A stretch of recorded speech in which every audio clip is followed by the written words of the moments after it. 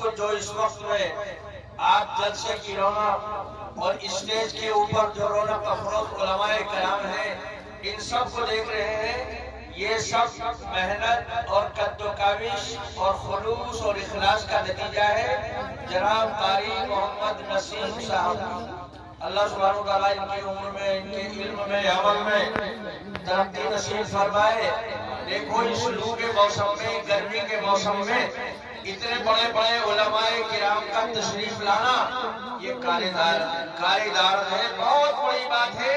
میں انہیں اللہ جزائے خیر دے اس لو کے موسم میں، ان علماء کرام کو اس گرمی کے موسم میں یہ تشریف لائے ہیں، ان کے لیے دعا کر رہا ہوں کہ انہیں اللہ جزائے خیر دے اس گرم موسم میں برائے خدمت دین رسول اللہ آئے ہیں، برائے خدمت دین رسول اللہ آئے ہیں۔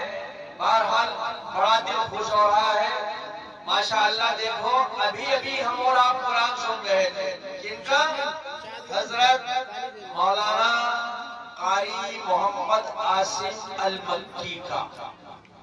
مکہ کتنی بڑی چیز ہے، یہ کوئی بتانے کی ضرورت نہیں ہے۔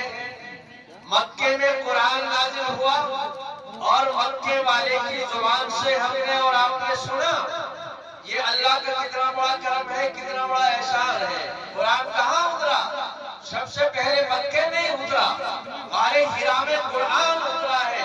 سرکار دو عالم جناب محمد رسول اللہ صلی اللہ علیہ وسلم کے اوپر سب سے پہلی آیت اقرأ بسم ربک الذی خلق، یہ غار حرا میں نازل ہوئی حضور اکرم صلی اللہ علیہ وسلم کے اوپر۔ بہرحال مکے سے تشریف لائے، مکے والے کا قرآن سنایا ہم نے اور آپ نے اپنے کانوں سے سنا۔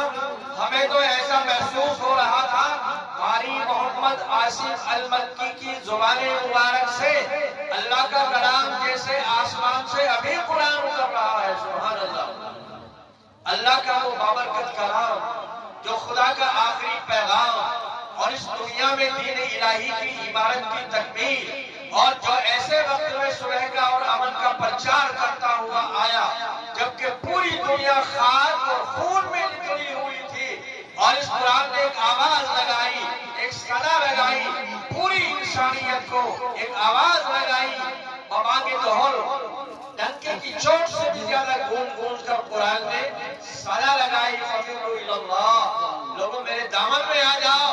اگر سکون چاہتے ہو، اطمینان چاہتے ہو، اللہ کی رضا اور اللہ کا قرب اور دنیا اور آخرت کا چین و سکون چاہتے ہو، میرے دامن میں آؤ۔ میرے دامن میں تمہیں سب کچھ ملے گا، دنیا ملے گی، آخرت بھی ملے گی۔ اگر مجھ سے رہ گئے الگ تو تمہیں کچھ بھی نہیں ملے گا، نہ کہیں جہاں میں عما ملی، اور جو عما ملی تو کہاں ملی۔ میرے جرم ہائے سیاہ کو تیرے عفو بندہ نواز میں، کیسے بڑے بڑے پاپی آئے قرآن کے دامن میں، اور اللہ سبحانہ و تعالیٰ نے ان کی زندگیوں میں انقلاب پیدا کر دیا کہ نہیں پیدا کر دیا۔ حضرت ابو بکر قرآن کے دامن میں آئے، صدیق اکبر بن گئے۔ عمر قرآن کے دامن میں آئے، فاروق اعظم بن گئے۔ عثمان قرآن کے دامن میں آئے، عثمان غنی بن گئے۔ حضرت علی قرآن کے دامن میں آئے، حیدر کرار بن گئے۔ جو حلائے مکہ جنہوں نے لات و عزا کے سامنے اپنی گردن کو جھکایا تھا، یہ سر ہمارا جو خدا کے سامنے جھکنا چاہیے، یہ لات و عزا کے سامنے جھکا تھا۔ لیکن جب قرآن کے دامن میں آئے تو وہی جو حلائے مکہ صحابہ کرام بن گئے۔ ان کا تذکرہ قرآن میں رضی اللہ عنہم ورضوا عنہ، اولئک الذین امتحن اللہ قلوبہم للتقوی۔ قرآن ان کی تعریف کر رہا ہے جب قرآن کے دامن میں آ گئے، اللہ ان کی تعریف کر رہا ہے، اللہ کا رسول ان کی تعریف کر رہا ہے۔ اصحابی کالنجوم بیئیہم اقتدیتم اہتدیتم۔ بہرحال جونت خود راہ پر اوروں کے ہادی بن گئے، اور کیا نظر تھی جس نے مردوں کو مسیحا کر دیا، اور درفشانی نے تیری قطروں کو دریا کر دیا، دل کو روشن کر دیا، آنکھوں کو بینا کر دیا۔ کس نے ذروں کو اٹھایا اور صحرا کر دیا، کس نے قطروں کو ملایا اور دریا کر دیا، اور کس کی حکمت نے یتیموں کو دیا در یتیم اور غلاموں کو کا مولا کر دیا، رحمت عالم نے عالم میں اجالا کر دیا، ہر طرف انسانیت کا بول بالا کر دیا۔ بہرحال میں کہہ رہا تھا کہ وہ قرآن جو مکے میں نازل ہوا، غار ہیرا میں نازل ہوا، حرم شریف میں نازل ہوا، آقائے نامدار محمد رسول اللہ صلی اللہ علیہ وسلم کے اوپر نازل ہوا، وہ آج مکے والوں کی زبان مبارک سے اللہ نے ہمیں اور آپ کو سننے کی توفیق عطا فرمائی۔ یہ قاری محمد عاصم المکی مکے سے تشریف لائے، اے سایہ اقبال ہوا، خوش آمدی خوش آمدی۔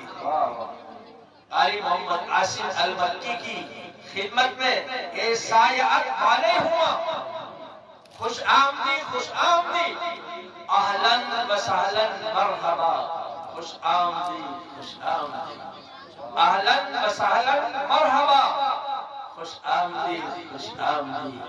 از مقدمت دلشاد شد، از مقدمت دلشاد شد، ویرانہ ہم آباد شد، از مقدمت دلشاد شد، ویرانہ ہم آباد شد، اے برد و چومن شد فدا، خوش آمدی خوش آمدی۔ بہرحال ان کا آنا مبارک انشاءاللہ ہمارے اور آپ کے لیے ہی نہیں، میں سمجھتا ہوں پورے علاقے کے لیے ان کے قدوم میمنت لزوم کا آنا ہم سب کے لیے مبارک ہے، مبارک ہوگا انشاءاللہ ان کی تشریف آوری۔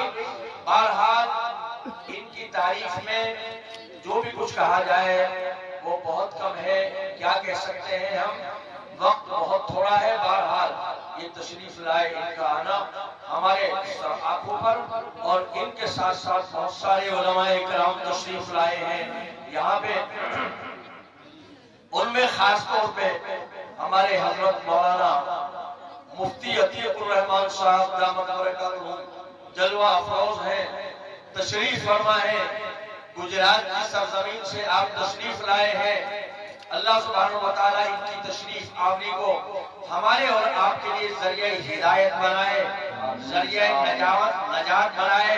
میں ان کو بھی اہلاً و سہلاً مرحبا کہتا ہوں، خوش آمدید کہتا ہوں۔ ان کا آنا ہمارے سب آنکھوں پر، اب آپ کے سامنے تشریف لائیں گے حضرت مولانا مفتی عتیق الرحمان صاحب، کوئی معمولی آدمی نہیں، بہت بڑی ہستی ہیں، یہ فقیہ الاسلام ہیں، وقت کے فقیہ ہیں اور اپنے وقت کے بہت بڑے عالم ہیں، گجرات کی سرزمین سے اور وڈودرا سے یہ تشریف لائے ہیں، امام بھی ہیں، خطیب بھی ہیں اور فقیہ بھی ہیں، بہت بڑے عالم ہیں۔